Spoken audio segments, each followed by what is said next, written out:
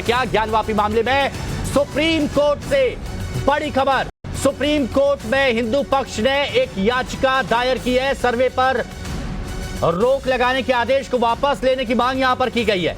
शिवलिंग का वैज्ञानिक सर्वे करवाने की मांग है। सुप्रीम कोर्ट ने हाईकोर्ट के आदेश पर अंतरिम रोक लगाई थी। गौरव हमारे सहयोगी हमारे साथ जुड़े हुए। गौरव बताएं क्या खबर।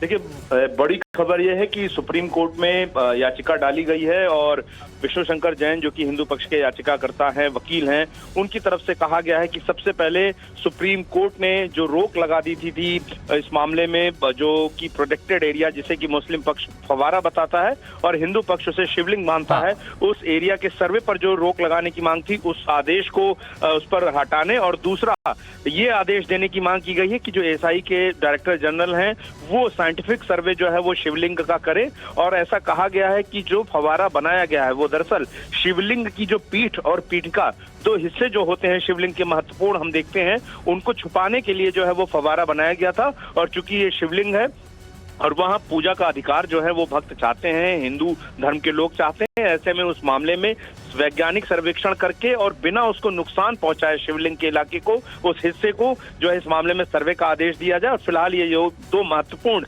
जो याचिकाएं हैं वो सुप्रीम कोर्ट में दाखिल की गई हैं।